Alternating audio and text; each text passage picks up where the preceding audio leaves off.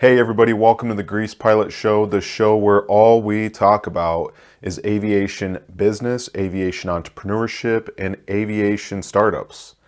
If that sounds like something that'd be interesting to you, make sure you hit like or subscribe or comment on our website or just interact with us. Let us know you're out there and let us know your thoughts. And yeah, we'd like to hear from you guys. So in today's episode, we're going to go ahead and talk about how to make money with your A&P license, and in particular, how to make money with your A&P license without your IA license.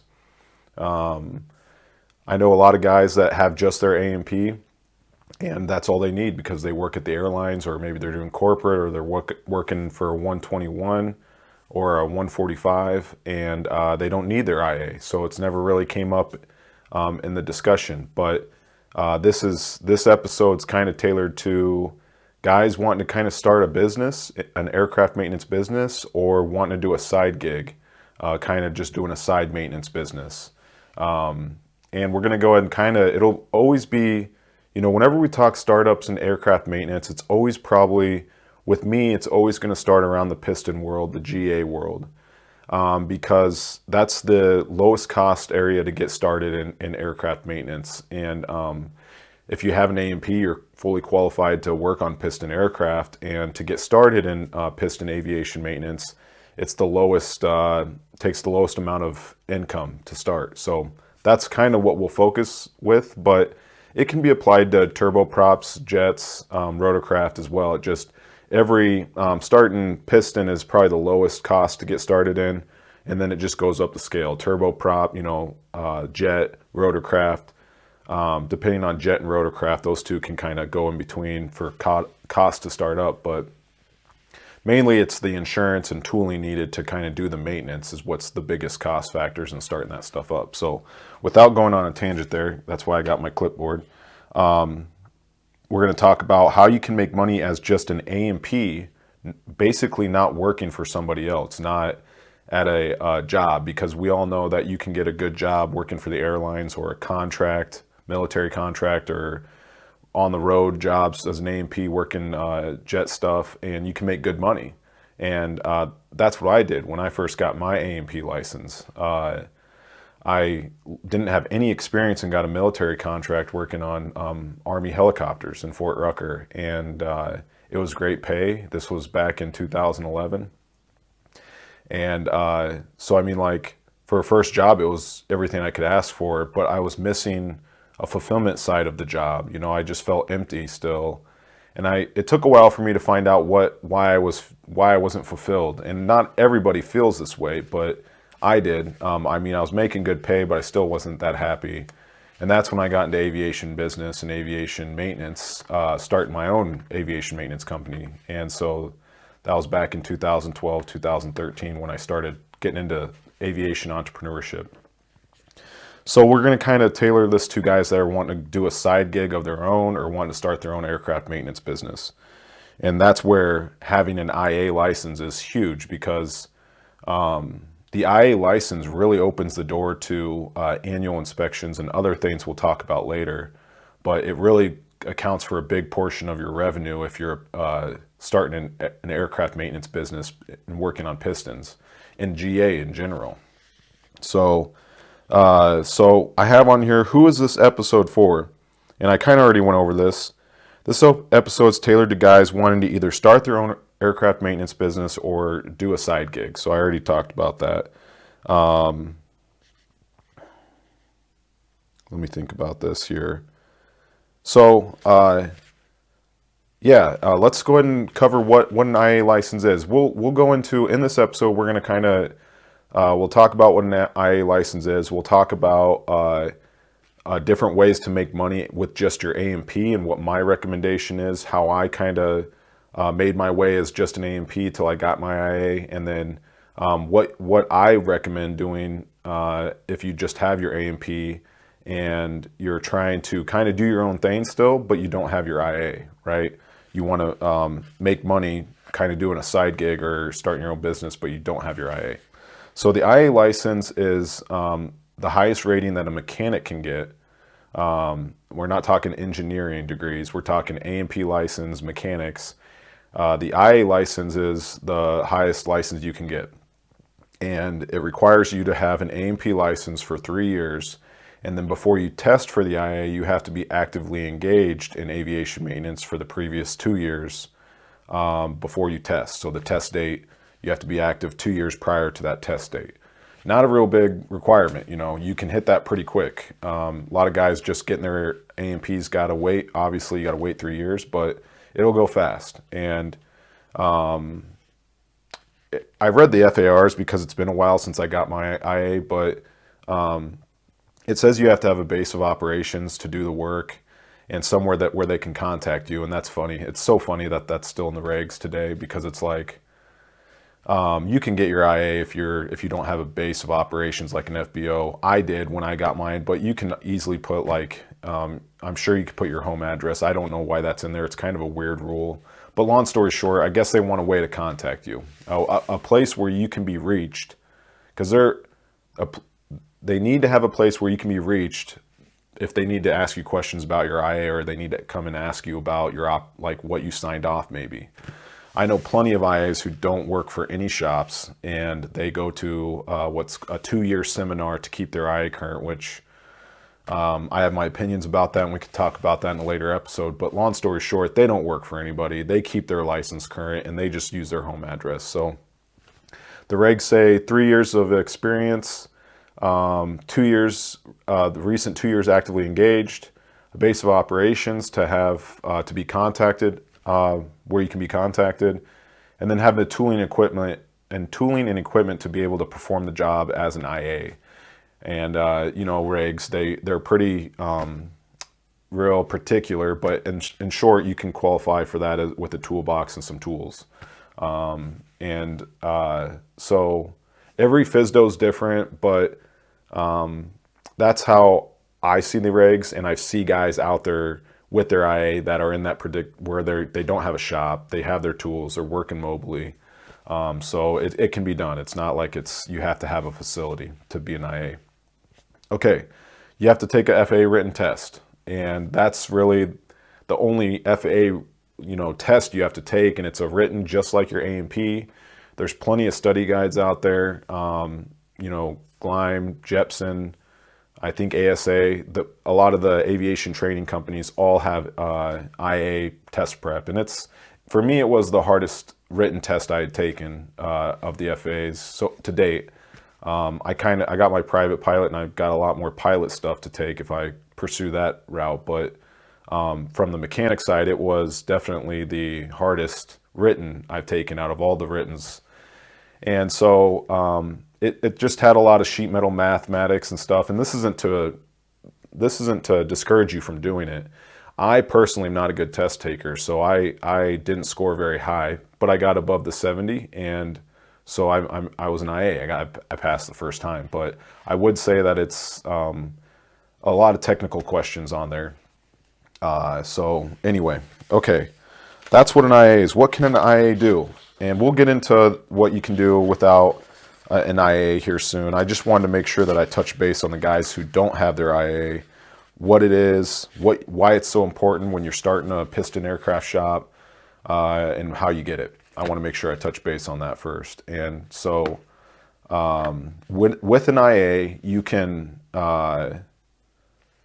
with just your A&P, when you're starting an aircraft maintenance business in the piston world, you can do oil changes, routine maintenance, tire changes. I'm thinking of things. The regs will say one thing, but I'm telling you in real life what people are going to call and want for piston aircraft guys.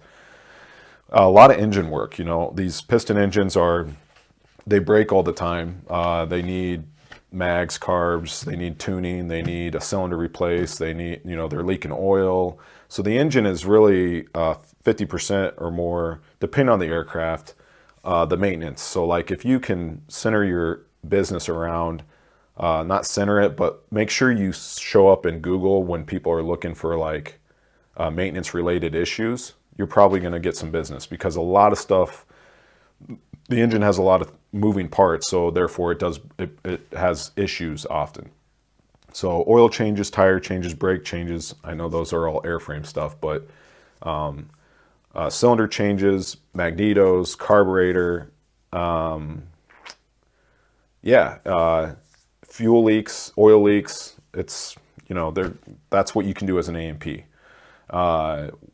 So when it comes, and you can do 100 hours. Let's not forget that, because I'll talk about why the 100 hours is really important to make revenue for your side gig or company if you don't have an IA. But when you get your IA in the piston world, there are two big things that people get. This is real life stuff. This is, I know, like I said, I know the FAR say, hey, as an IA, you can do major repairs, major alterations, you can do this, you can do that. But they don't say what like people are calling you about and asking you, hey, I need my annual done. These are things that people call and you need the IA to have to do the work and get the revenue. Annual inspections. That's a 12-month calendar inspection on piston aircraft operating under 91 rules, FAR 91. Every aircraft needs it, and that's a great thing to be able to offer, is if someone needs it, an annual inspection, boom, every year like clockwork, you're going to do that inspection. And those inspections range in price, revenue wise, from like a Cub or something small like a 150 being like 12 labor hours or like $1,000 all the way up to like 8-9 grand for like a turbo, or excuse me, a multi piston, like a 421, like a turbocharged pressurized piston. And you can also do turboprops. You can do annuals on turboprops, rotorcraft, and I kind of didn't look into this, but I think you can do it with jets, and I remember covering a little bit of this on one episode already. I'll have to look that up because I've never signed an annual off on a jet personally, so I don't know. But you can do annuals. Annuals will satisfy a lot of inspection criteria for a lot of aircraft under the 91 FAR 91 requirement. So as an IA, you kind of have a lot of a lot of people will contact you for annuals, and it's a big thing if you're going to start your own maintenance company in the piston world or GA world, even a turboprop, to get your IA. It's big. So annual inspections, that's what you can do. The other thing that they're going to call, that's a big part of your business, is going to be STC modifications. Everything from avionics to engine upgrades to even rosin sun visors, It's such a simple install. Or the ADS-B tail beacon was another easy one we did. These are all like, a mechanic is well qualified, an A&P only is well qualified to install this stuff from a mechanical standpoint, in my opinion. But since it's an alteration of the aircraft, and it has to have a 337 form. And now the sun visors, I think, I can't remember if that counts, and someone can jump on and correct me, but for us in our shop, if it was an alteration of the aircraft and we had an IA staffed, we just filed the 337 form and called it a day, because we didn't want, that's overdoing it.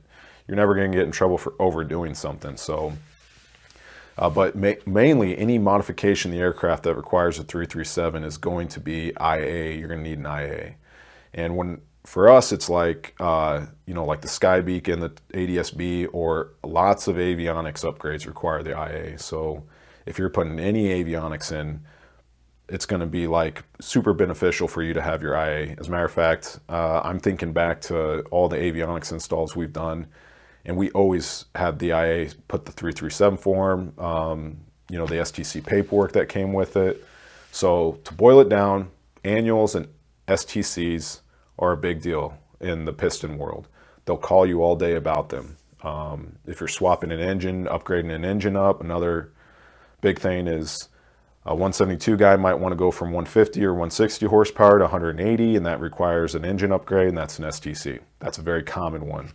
Or installing an IFR GPS, a Garmin GTN 650, that's going to be an STC, which you got to be able to get the GTN 650. But let's say a GPS 175 or a 255 or whatever, Garmin, or a GI 275, or a GI or a G5, or, the list goes on and on and on the avionics side of what you need an IA to do. And these guys are always putting that equipment in their plane. They're one of the biggest things that's changing in the piston world is avionics and engines. Engines aren't changing, but people are doing maintenance to them, or upgrading them. So having your IA in those areas is going to be big.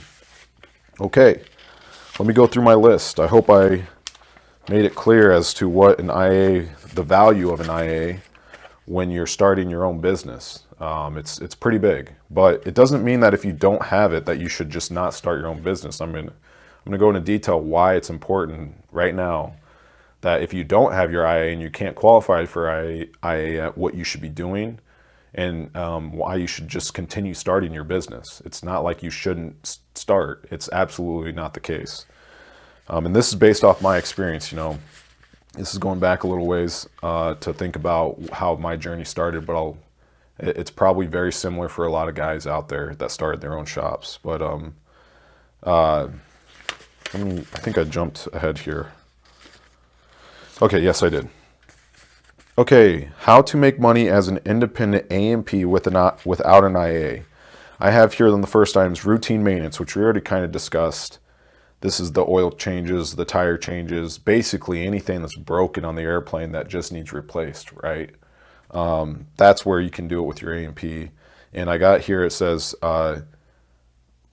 it's good to start, even though you don't have your IA, getting customers, because then you can build the relationship. So when you do get your IA, you can contact these customers, or they know that you got your IA. Now they're going to use you for all their services. So that's the big thing of why you want to start now, because even if you just got your A&P, it takes a little bit of time to build your business. It does.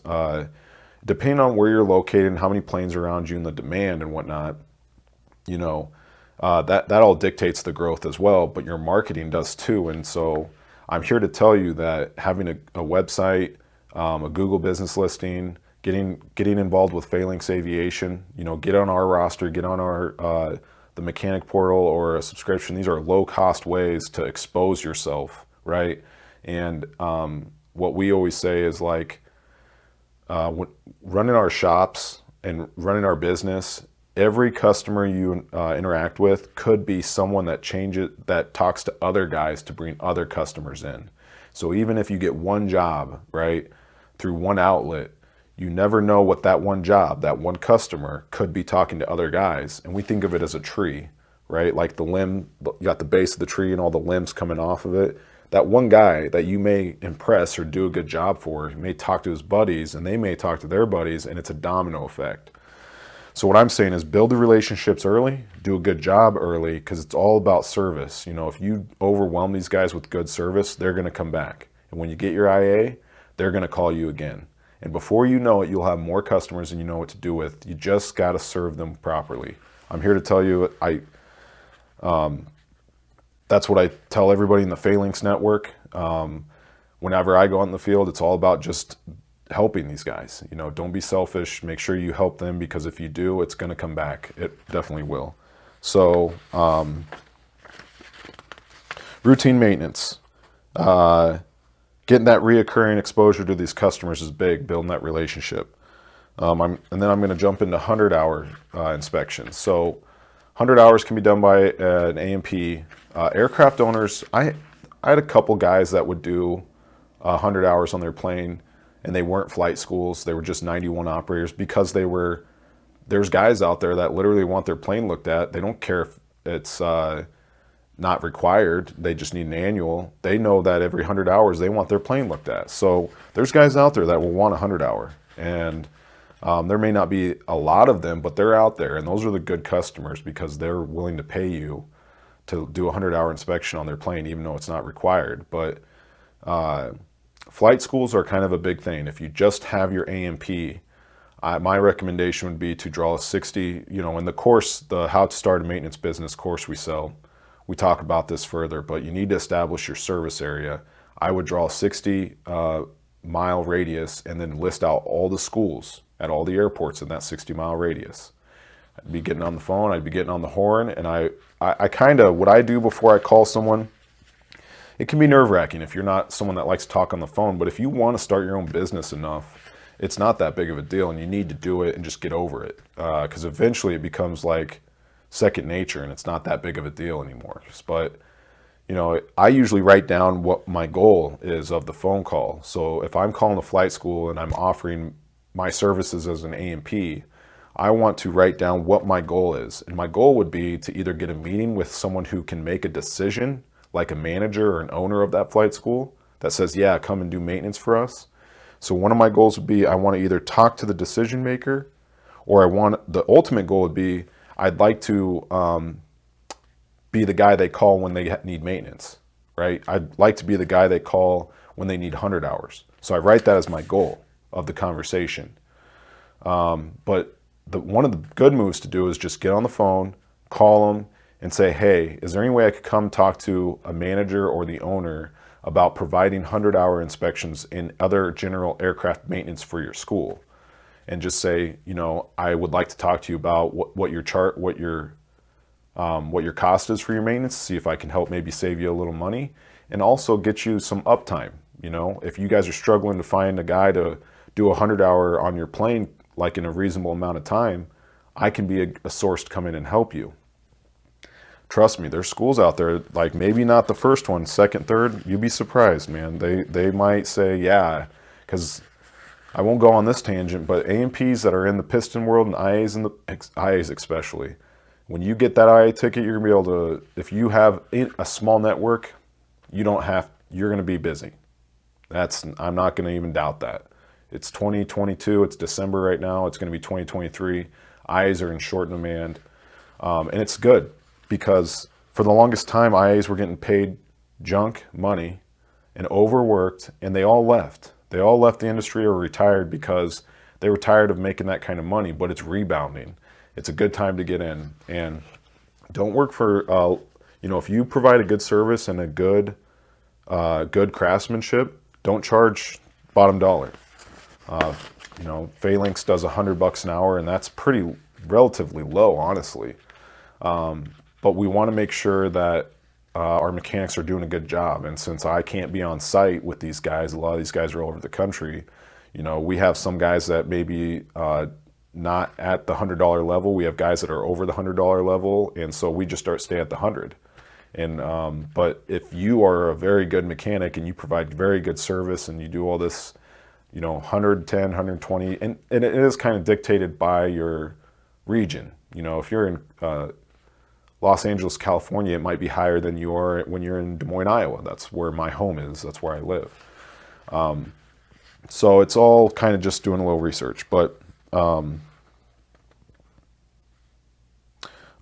I wanted to I'll come back to ways to make money. I'll come back to the 100-hour thing here shortly. But I wanted to kind of touch on the pros of having your own business. And forgive me for jumping around, but I want to make sure I cover this before I move on to the other ways you can make money as an A&P. The pros of owning your own maintenance business or having your own side gig, it's not for everybody. I'll say that first of all. It's just not. It's definitely, you're going to be an entrepreneur. You're going to be a business owner, and that's not for everybody. But who it is for is people who are watching the clock at work, the people who don't want to go to work, the people who make good money, but they don't feel like they're fulfilled yet. They're not happy with their career. If you want to express your creativity in a way in aviation maintenance, that might be a good opportunity for you to be a business owner. So I guess what I'm saying is, it's not for everybody, but it's for people who are kind of looking for more out of their career, looking to express themselves creativity-wise. People who are looking at the clock all day. These are reasons to become an aviation entrepreneur, an aviation maintenance business owner, because I can tell you, I only spent 2 or 3 years as a mechanic working for other people, and for me that was enough. It's not right or wrong to not be an entrepreneur. It's definitely not. I just found that I needed to, I really engulfed myself in my work.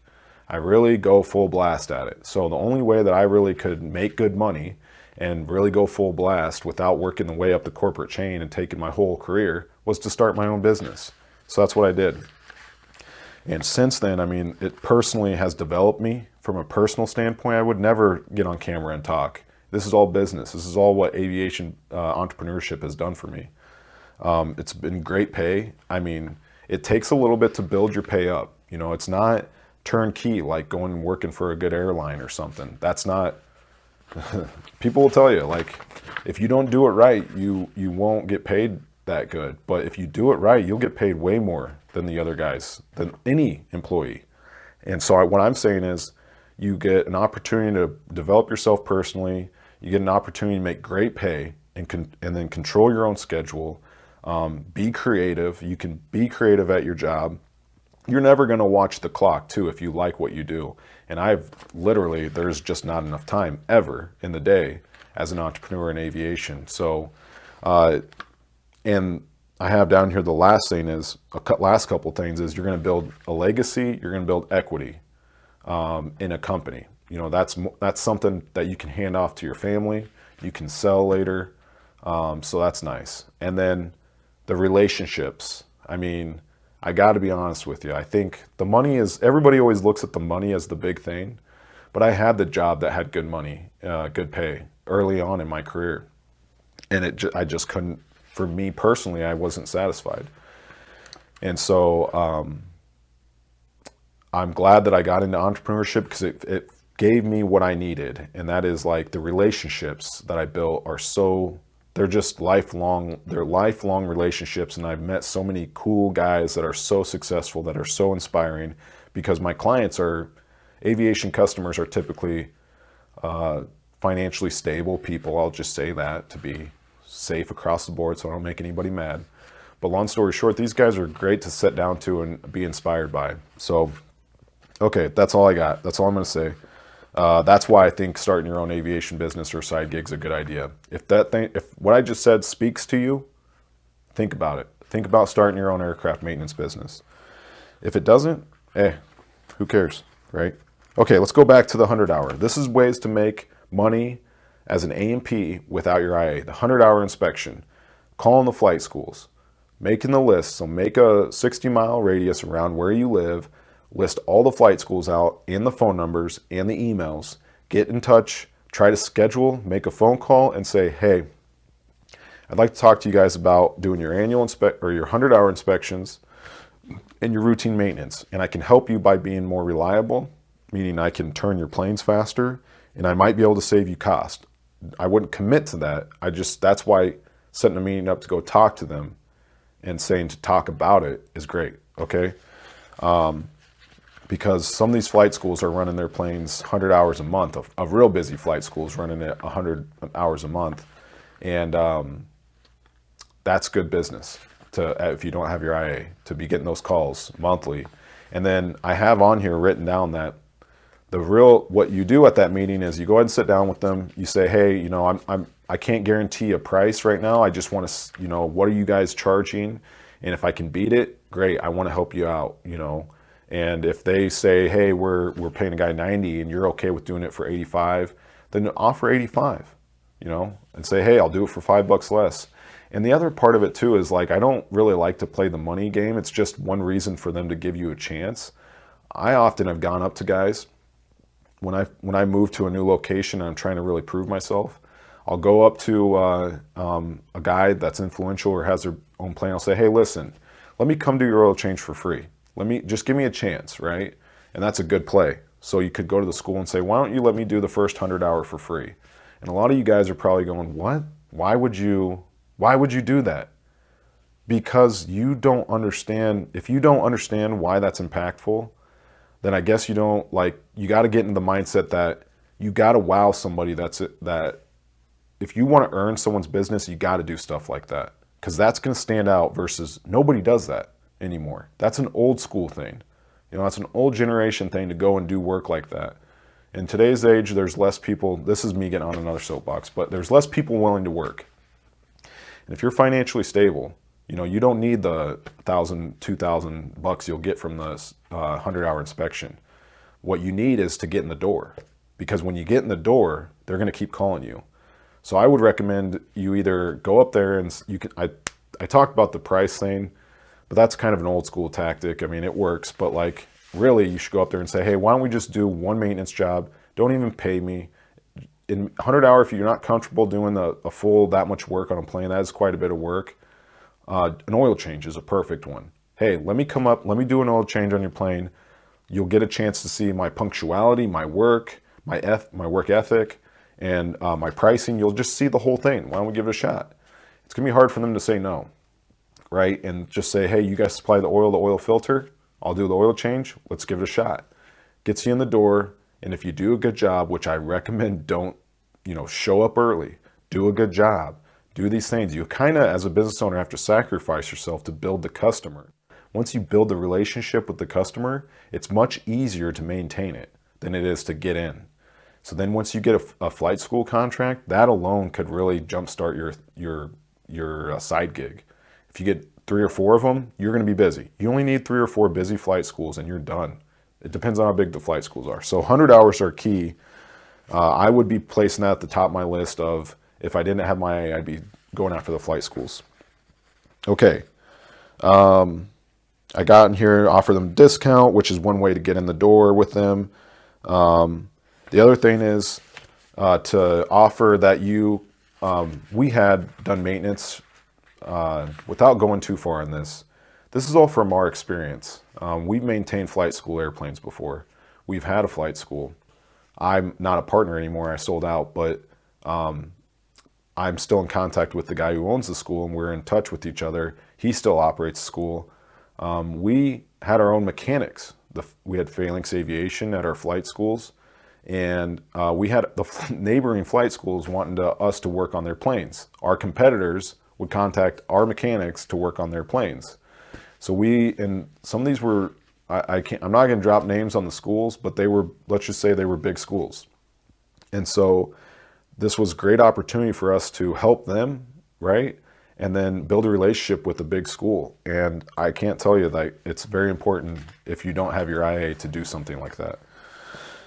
Okay, and what I was getting at is, when you talk to the flight school, say, hey, this is early.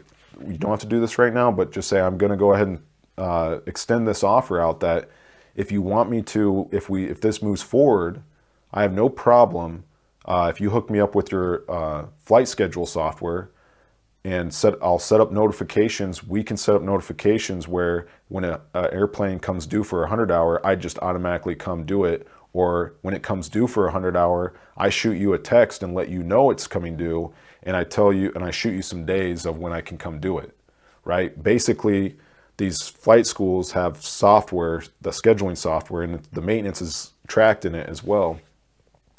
And for us, we did it at 90 hours. We had a reminder go out via email to our maintenance staff.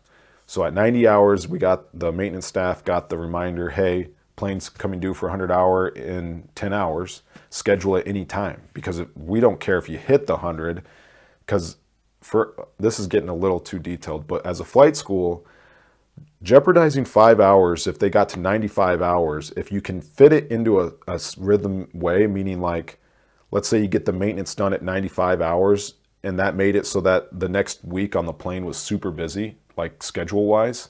It's better to do it 5 hours early than to wait when the plane's timed out in the middle of a very busy period. So that is huge.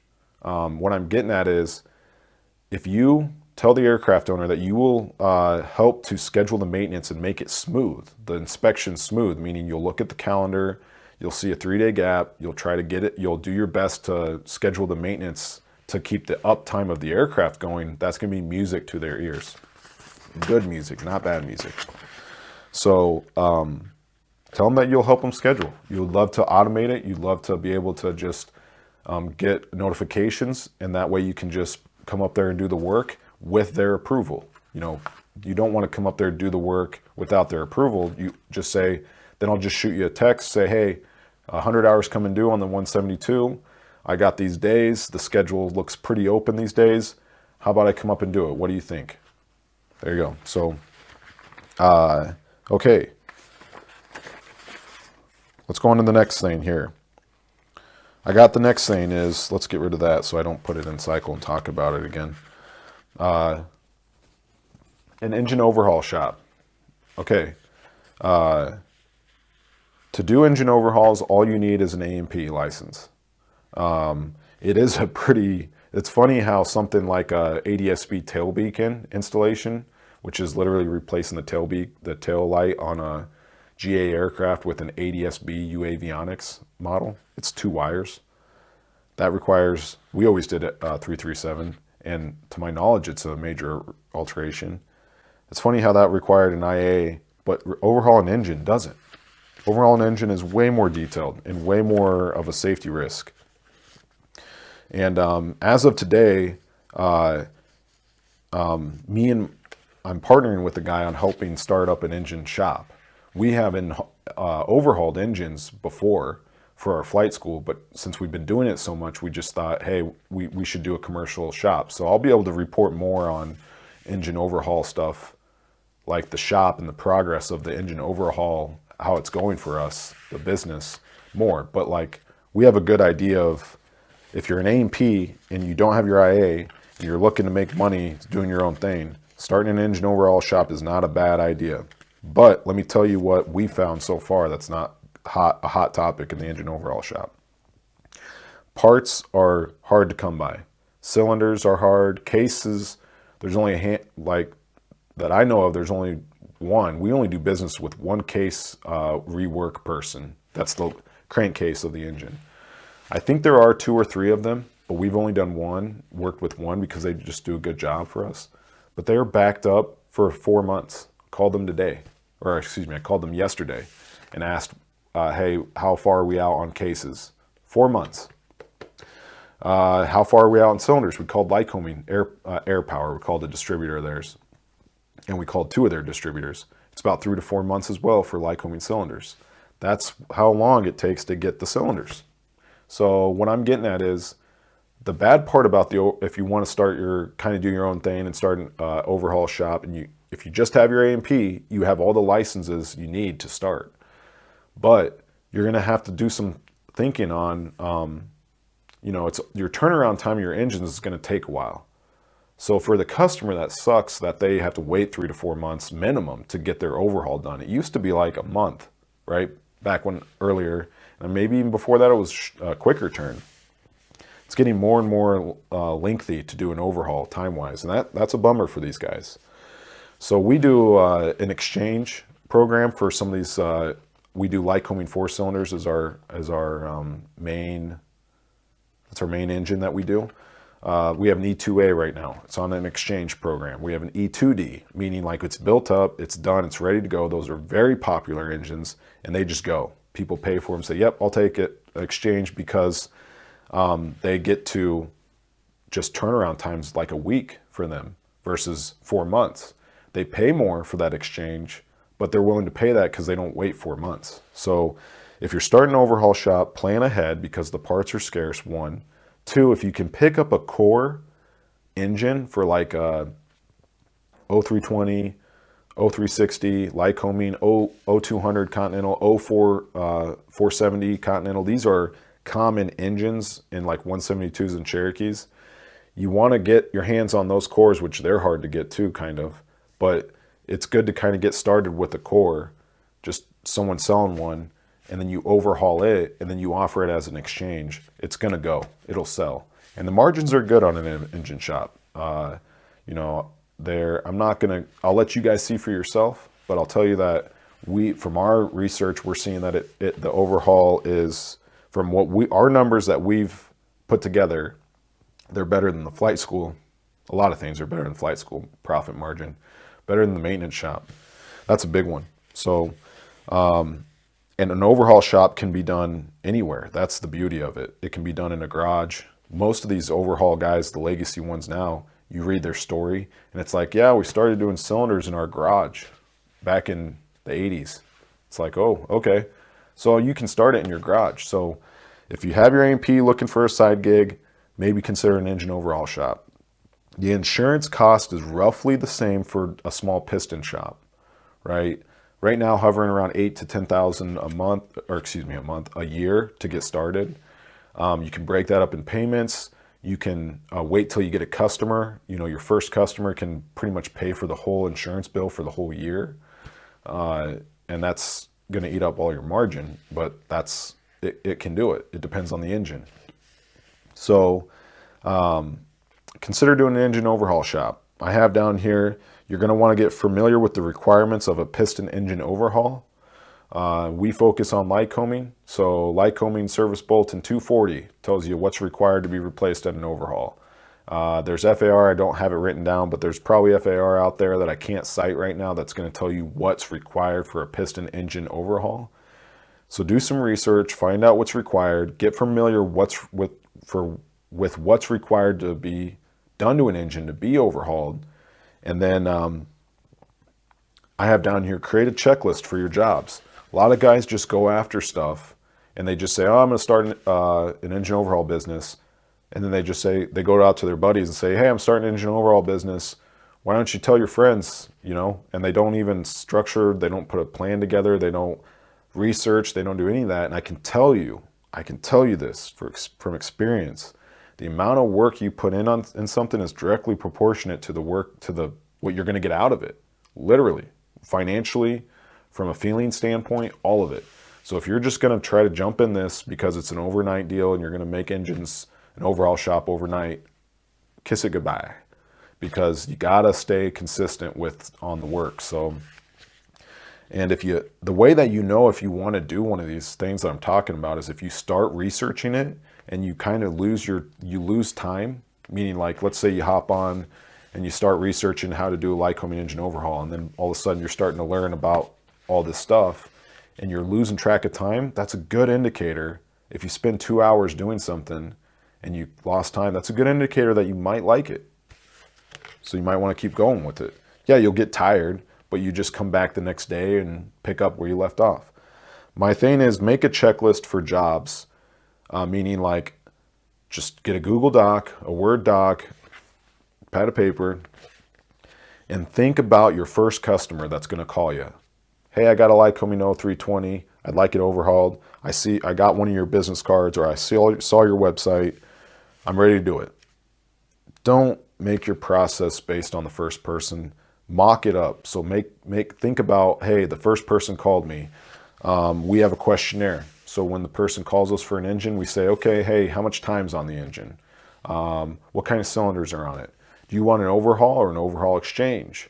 Where do you live? So we can get it freighted to us. This is our address. This is all in a checklist style so we know what to ask the customer. We go through a job in our head so that when the first customer comes, hey, we're gonna follow that job sequence. And it goes from start to finish, from when we say hello to the customer to when the final engine is crated up and going out the door.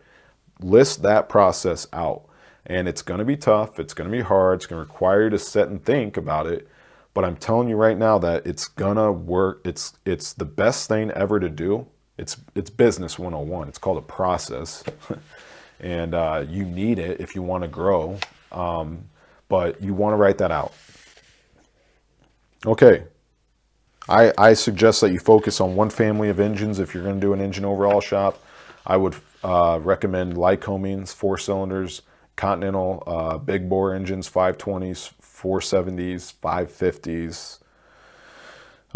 Small bore Continentals aren't bad either. You know, the 0200s, 65, A65, the 75, is it the 85 and the 90? Can't remember that whole family, but the small bore, the small Continental engines. Focus on a family, and a popular family. That's gonna get you geared for success. Okay, another way to make money without your IA is to partner with an IA, okay? And what I mean by that is you're gonna just work for an IA, work for a shop. If you can find an independent IA and have him come, start your business, and then you have him on call, say, hey, come, can you inspect this plane, do the logs, I'll listen to what you want me to do on the plane, and I'll do the rest of the work. Then you split the bill at the end, you negotiate a price to say, hey, how much is that gonna cost for you to come up for one day to look at a 172? You know, what I would do if I didn't have my A&P, I would be calling all the IAs I know, which is hard. I mean, there's not that many IAs. And I would try to find an IA in my area and call him and say, hey, I have my own maintenance business, but I don't have my IA yet. Can I give you a list of aircraft in the annual inspections and what it would cost you to inspect the plane, give me a squawk list, and then do the logbook entries on the annual for the aircraft owner, and I'll do the rest, meaning I'll do the servicing and I'll fix all your squawks. What's that going to cost me? Do it for 150s, 172s, 182s, Bonanzas, do the whole thing. Get that list, see if you can figure out a price, and have him on retainer. Basically, you build your business. When it's time and you have an annual, call the IA in. He comes and does the work, he leaves, and you're pretty much the face of the customer. You build the relationship with the customer. That's a good way. Yes, it's hard. It's all hard work. Yes, it requires you to get off the couch. Yes, it requires you to get on the phone. Yes, it requires you to email. That's what business is. So you got to just get scrappy with it. But what I can tell you is what that's going to do. You're going to be able to get relationships with these customers early so that when you get your IA, boom, you just opened up the door instantly to all this additional revenue. I look back and I think starting a A&P shop, once you started enough of them, it's easy. It becomes easy. The more you do something, the more easy it becomes. And so you just gotta get started. You don't have to be great to start, but you got to start to be great. Zig Ziglar, I love that quote, and I remember it. I don't remember much, but I do remember that because I think it's true. And then I have on here, if you're gonna partner with an IA, I got on here, not all IAs are created equal. Not all A&Ps are created equal. Not all pilots are created equal. Every industry has guys that are just not good cats, And if you have an IA that's not a good cat and he's just not doing things right or to your standards, you don't have to work with him. Like I said, the crappy part is IAs are in short supply. So one, when you get yours, you're going to be in good shape. But two, it may be hard to find an IA to work for or to have you come to get a partnership with. And so that's where you might have to work for a shop. And this is the last topic here of making money without your IA. So to kind of summarize, we talked about you're just start your business still, right? Continue to start your business, because I'm going to go ahead and back up and say getting your business on Google and starting to get going there is like, I've learned in the past couple of years how important that is to stay consistent with that. And just even a simple blog post monthly, it takes time, but you can beat out your competition if you provide good content on your website and continuously put content on there. And Phalanx Aviation is a great way to just get exposed, get networking going. It's not that much to do, but it exposes you in a good way. It gets you a lot of connections. And that's the key. You gotta get creative. You just have to start thinking, if you want to start your own business, you got to start thinking, how do I get customers? Well, I got to get in front of them. And to get in front of them, you might have to show up at an airport and hang out. You might have to go on Facebook and start getting emails. You got to just get scrappy with it. I might have to call flight schools in the area. Be professional though. Learn a little bit about professionalism before you go out there. If you're not a professional guy, learn that skill. Learn how to talk with people. Learn how to introduce yourself. Practice introducing yourself to people. Practice meeting new people. It's all part of the game, man. And that's the funnest part about it for me, is that you always are growing personally. So we talked about, I wanted to summarize what we've talked about. We talked about I want to make sure you guys start your business even if you don't have your IA. Start doing routine jobs like oil changes, tire changes, engine work. Start building the relationship with the customer. That's the key. Get a Google sheet or an Excel sheet, and write the customer's name, phone number, email, tail number, and the aircraft's location. Start building that list immediately. That means that a guy contacts you and says, I want to do maintenance. You say, the first thing you say is hey, yeah, dude, I would love to do this. Let me get your name, phone number, email, tail number, and airport. Say, if I get that information, then I can always help you down the road too, right? Say, to get started, let's get this stuff figured out. Let's get your contact info. Okay. Build your list, even if you don't do work with them.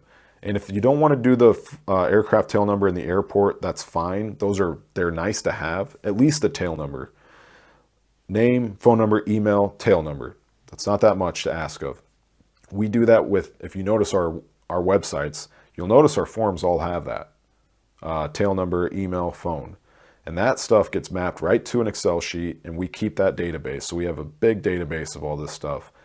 That's so important. You'll see down the road why. But if you don't have your IA, start building your customer list, be organized, create a spreadsheet, and start building your list. Okay, so doing routine maintenance is one way without your IA. 100-hour inspections, another way without your IA. Engine overhaul shops, another way to make money with an A&P license without your IA. Partner with an IA. That's another way to do IA things without your IA. These are all ways that you can make money, start your own gig, do your own business without your IA. And I really thought hard about this because, and I'll shout out to Madison and Ilwaco. I think it's Ilwaco, Washington. I chatted with him the other day. It was a great conversation. And we kind of talked about, he said, hey, man, you should do an episode about what you can do without your IA. So that's kind of the main reason for this episode. So I hope this helps him a little bit. And I hope it helps all these guys. But I talked with Madison quite a bit and had a good conversation. We just talked aviation basically one night. And, I wanted to try to think, he knew most of this stuff. You can tell this guy was going to go somewhere because he already went over all the things I went over basically. I just hopefully can give a couple more ideas to help him, but you got to get scrappy. I thought a lot about what I sat and thought, hey, what are all the different ways you can do it without your IA? And if I think of more, I'll try to get them up on our website, or I'll at greasepilot.com or on a YouTube video. If I think of more, I'll let you know. But this is pretty. I don't know. There's probably other ways, but the IA is a big deal. This is a good way to get started, though. This is a good if you focus on contacting flight schools, finding a relationship with an IA, that alone, and then making your website, and then having people contact you, you can go ahead and put all your services on your website, and people can contact you and say, hey, I need an annual inspection. The best part about that is, if you don't have an IA to partner with, call them back, say, hey, and number one, you get their contact info, save it on your list, and then you say, hey, I don't have my IA, but I know of an IA. If you know of a guy, help him out. Send the IA his way. But you can say, I'm getting my IA in a year, and I'd love to earn your business then. Think about me if you need an oil change or some other work done. Just give me a call because I'd love to come help you out for that. So you can tell them that you can't do the annual, but you can do the other stuff. Okay. To summarize this episode, it's all about relationships. It is. It's a relationship type business. So the sooner you can build relationships, the better, even if you don't have your IA. And that's where, when you build these relationships, when it comes time, when you have these relationships in place and then you do get your IA, it's going to be like a light switch in terms of how easy it's going to be for you to be able to get more business. Because now it's a simple, if you've built your customer email list, think how easy it is to shoot out emails to all these guys and say, hey, I got my IA now. We are now doing annual inspections. First time customers get 20% off their labor. Boom, nail that out. And maybe not on that first email. That's why it's with emails, you kind of want to be consistent. There's tons of email software out there. Another thing you got to learn, but that's all part of the game. Continuously emailing these guys is never a bad thing. Just don't email the crap out of them. We do weekly is typically what we try to do. because we don't want to interfere with people. But we want to provide something that can help people. So if you think you're doing that, go for it. Give them an email. The other thing I have on here is to build your website. I've said that multiple times. If you don't have your IA, create some mailers, get some mailers out the door. We talk about that in the how-to course. Build your customer list. Okay, that's what I would be doing if I didn't have my IA. And then as soon as you become eligible for your IA, test out. So that means a month or 2 months before you're qualified, get the IA test prep, whether you do book or app or whatever. Get it, contact the FSDO, say, hey, I'm going to be tested for my IA soon. I want to make sure I have everything. Call ahead of time and get this thing done. Write it on your calendar when you're going to qualify for your IA. Schedule your written test. One of the best things I did when I was getting my IA was I scheduled the test before I was even ready. So I scheduled the test like 2 months out. I ain't even got the study material yet. But what I did is I did that because then it forced me. I was like, I'm gonna get this thing, and my test date is coming up, so I better get my book. I better get to studying. That's how I work. So maybe that works for you. Schedule your IA written test before you're ready. That way you get ready. And I think I covered just about everything. It's kind of hard sometimes to look at my notes and then make sure I'm covering it appropriately, but those are ways that you can make money without your IA license. And with that being said, we're going to go ahead and wrap this episode up. And I appreciate you guys tuning in, and we'll see you guys next time on The Grease Pilot Show.